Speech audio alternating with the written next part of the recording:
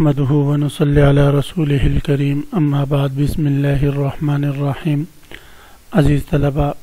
آج کے سبق میں ہم مختصر المعانی الفن الثالث علم البدیع کا سبق نمبر 87 شروع کر رہے ہیں۔ سب سے پہلے ہم حسب عادت آج کے سبق سے متعلق عبارت کو پڑھتے ہیں، اس کے بعد پھر سبق کا خلاصہ اور آخر میں عبارت کا ترجمہ اور مختصر تشریح ہم پڑھیں گے۔ عزیز طلبہ، آج کی اس سبق کی ابتدا ومما یتصل بذالک سے ہو رہی ہے۔ آپ حضرات عبارت پر توجہ فرمائیں۔ ومما یتصل بهذا بالقول في السرقات الشعرية القول في الاقتباس والتضمين والعقد والحل والتلميح بتقديم اللام على الميم من لمحه إذا أبصره، وذلك لأن في كل منها أخذ شيء من الآخر الاقتباس۔ أما الاقتباس فهو أن يضمن الكلام نظما كان أو نثرا شيئا من القرآن أو الحديث، لا على أنه منه، لا على طريقة أن ذلك شيء من القرآن أو الحديث، يعني على وجه لا يكون فيه إشعار بأنه منه، كما يقال في أثناء الكلام قال الله تعالى كذا وقال النبي صلى الله عليه وسلم كذا ونحو ذلك، فإنه لا يكون اقتباسا۔ ومثل الاقتباس بأربعة أمثلة لأنه إما من القرآن والحديث، وكل منهما إما في النثر أو في النظم، فالأول كقول الحريري۔ عزیز طلبہ، ومما يتصل بهذا تک مصنف علیہ الرحمہ نے خاتمہ کی پہلی بحث تفصیلاً ذکر فرما دی۔ خاتمہ کی پہلی بحث یعنی سرقات شعریہ اور اس کے متعلقہ امور کو مصنف علیہ الرحمہ نے تفصیلاً ذکر کر دیا۔ پھر مصنف علیہ الرحمہ نے فرمایا کہ سرقات شعریہ کے بیان کے بعد میں اس سے متعلقہ امور کو ذکر کروں گا۔ تو اب مصنف علیہ الرحمہ حسب وعدہ ان متعلقہ امور کو ذکر فرما رہے ہیں۔ متعلقہ امور سے مراد اقتباس، تضمین، عقد، حل اور تلمیح ہیں۔ مصنف علیہ الرحمہ یہ 5 قسم کے جو اقتباس ہے، تضمین ہے، عقد ہے، حل ہے، تلمیح ہے، متعلقات ہیں، ان کو تفصیل ذکر فرمائیں گے اور ان کی مثالیں اور اقسام بھی ذکر کریں گے۔ سب سے پہلے مصنف علیہ الرحمہ نے یہی بات ذکر فرمائی ہے، ومما یتصل بہذا، اور جو ان امور سے متصل ہیں، ای بالقول فی السرقات الشعریہ، یعنی سرقات شعریہ کے قول کے ساتھ جو متصل دیگر چیزیں ہیں، یعنی القول فی الاقتباس، یعنی اقتباس کے بارے میں قول، تضمین کے بارے میں، عقد کے بارے میں، حل کے بارے میں اور تلمیح کے بارے میں۔ تلمیح کی لغوی تحقیق مصنف علیہ الرحمہ فرما رہے ہیں کہ باب تفعیل کا مصدر ہے اور لام جو ہے وہ میم پر مقدم ہے، بتقدیم اللام علی المیم، کہ لام میم پر مقدم ہے اور یہ لمحہ سے ہے، من لمحہ ہو، اذا ابصرہ، کسی چیز کو آنکھ کے کنارے سے دیکھنا، کنارے جسم سے کسی چیز کو دیکھنا۔ وذالک لأن فی کل منہا اخذ شیء من الآخر، جس طرح سرقہ میں سرقات شعریہ میں شاعر ثانی، شاعر اول کے شعر سے کچھ لیتا ہے، اسی طرح ان میں بھی ہر ایک قسم میں کچھ نہ کچھ دوسرے سے لیا ہوا ہوتا ہے۔ لأن فی کل منہا اخذ شیء من الآخر، ان میں سے ہر ایک میں کچھ نہ کچھ دوسرے سے ماخوذ ہوتا ہے، اس لیے ان 5 متعلقات کی بحث سرقات شعریہ کے ساتھ مصنف علیہ الرحمہ ذکر فرما رہے ہیں۔ ان میں سب سے پہلے جو ہے اقتباس۔ اقتباس یقتبس، اقتباس کا معنی آتا ہے اچک لینا،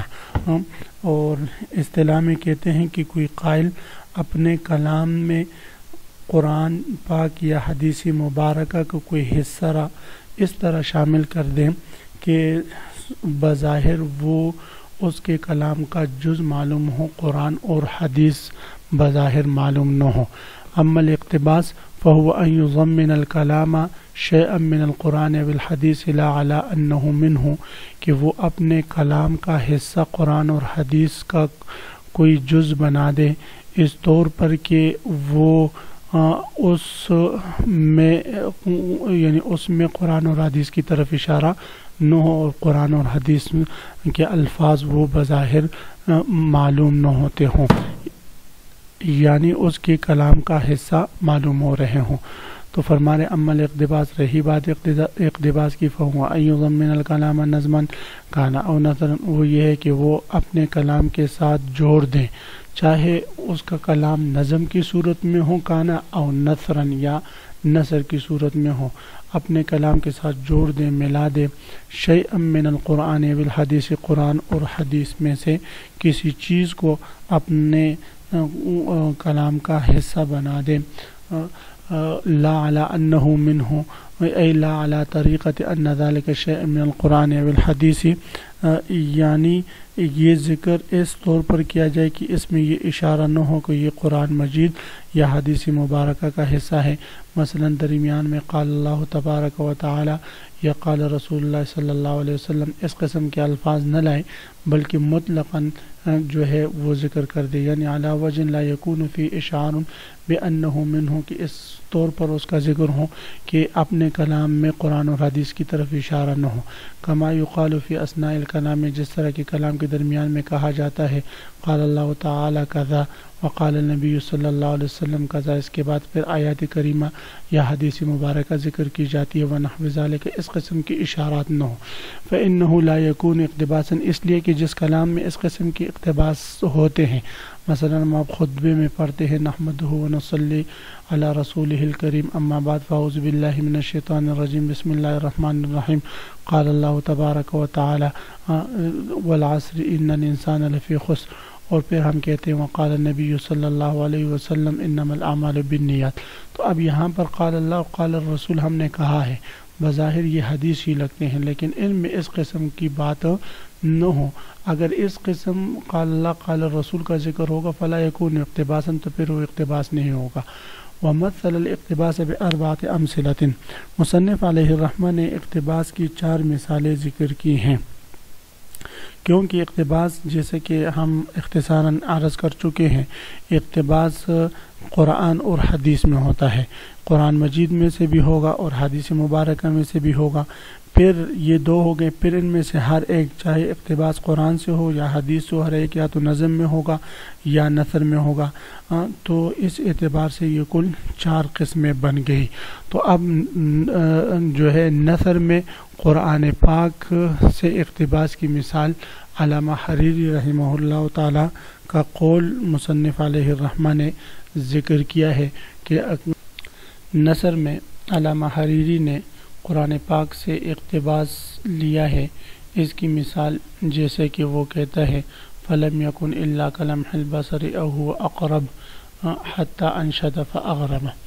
تو اس میں اب دیکھ علامہ حریری نے کہا فلم یکن، پس وہ نہیں تھا مگر الا کلمح البصر، مگر آنکھ چپکنے کے بقدر، او هو اقرب یا اس سے بھی کم وقت میں، حتی انشد یہاں تک کہ اس نے اشعار پڑھے، فاغربا اور غریب اور ناآشنا اشعار پڑھے اور کمال کر دکھایا۔ تو اب یہاں پر دیکھیں فلم یکن الا کلمح البصر او هو اقرب حتی انشد فاغربا، یہ نثر ہے، نظم نہیں، اور اس میں الا کلمح البصر او هو اقرب قرآن پاک کی آیت کریمہ ہے، سورۃ النحل کی آیت نمبر 77 ہے، اور اس میں علامہ حریری نے قال اللہ تبارک و تعالی نہیں کہا، تو اس لیے فرما رہا ہے ومثل الاقتباس، مصنف علیہ الرحمہ نے اقتباس کی مثال ذکر کی ہے باربعۃ امثلۃ، کل 4 مثالیں ذکر فرمائی ہیں،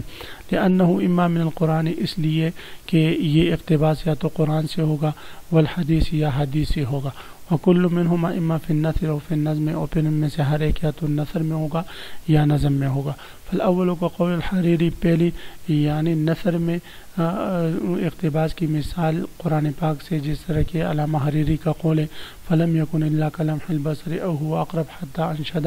فاغربا، والثانی مثل قول الآخر، اور نظم میں قرآن مجید سے اقتباس کی مثال جس طرح کہ ابو القاسم ابن حسن کاتبی کا یہ شعر ہے ان کنت ازمعت علی ہجرنا من غیر ما جرم فصبر جمیل وان تبدلت بنا غیرنا فحسبنا اللہ ونعم الوکیل، تو یہ شعر جو ہے انہوں نے پڑھا ہے، اور اس شعر میں انہوں نے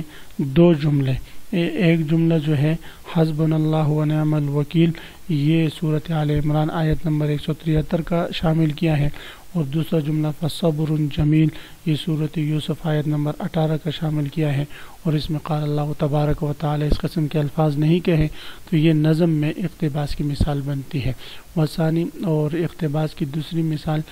نظم میں اقتباس کی مثال مثل قول الآخر، جس طرح کہ دوسرے کا قول ہے ان کنت عزمات اے عزمت، اگر تو ارادہ کر چکی ہے، عزم کر چکی ہے، علی ہجرنا ہماری جدائیگی پر، من غیر ما جرم بغیر کسی جرم کے، بغیر کسی قصور کے، فصبر جمیل تو ہمارے لیے صبر جمیل ہی ہے، یعنی اچھے صبر کے علاوہ ہمارے لیے اور کوئی راستہ نہیں۔ وَإِن تَبَدَّلْتِ بِنَا غَيْرَنَا، اگر آپ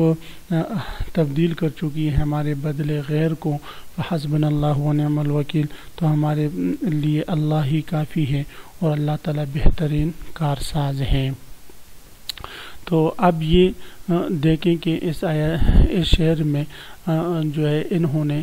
دو جملے حسبنا اللہ و نعم الوکیل اور اسی طرح فصبر جمیل یہ استعمال کیا ہے نظم کی صورت میں، اور قال اللہ تبارک و تعالی نے ہی فرمایا، تو یہ اقتباس کی مثال ہے نظم میں۔ تو عزیز طلبہ، اسی پر آج کے سبق کا اختتام کرتے ہیں۔ آج کے سبق کا خلاصہ یہ ہوا کہ ہم نے سرقات شعریہ کی بحث پڑھ لی، خاتمہ کی پہلی بحث ہم پڑھ چکے، اس کے بعد اب دوسری بحث یعنی متعلقات سرقات شعریہ کو ہم شروع کر چکے ہیں، جن میں 5 چیزوں سے متعلقہ ہم پڑھیں گے۔ اقتباس ہے، تضمین ہے اور تلمیح ہے۔ ان میں سے پہلے اقتباس سے متعلق ہم نے آج کے سبق میں پڑھا۔ اقتباس کہتے ہیں ان یضمن الکلام شیئا من القرآن بالحدیث لا علی انہ منہ، کہ اپنے کلام کو قرآن اور حدیث کا کسی حصہ ملانا اس طور پر کہ وہ قرآن اور حدیث سے بظاہر معلوم نہ ہوتا ہو تو، اور اس میں اشارہ نہ ہو کہ قرآن اور حدیث سے ہیں، تو اس کو اقتباس کہتے ہیں۔ اقتباس کی 4 قسمیں ہیں، یا تو نظم میں ہوگا یا نثر میں ہوگا، پھر ہر ایک یا تو قرآن سے ہوگا یا حدیث سے ہوگا۔ 2 کی مثالیں ہم نے پڑھ لی، آپ حضرات اس کو خوب غور سے سنیں سمجھیں۔ اللہ ہم سب کا حامی و ناصر ہوں، آمین۔ وآخر دعوانا ان الحمد للہ رب العالمین۔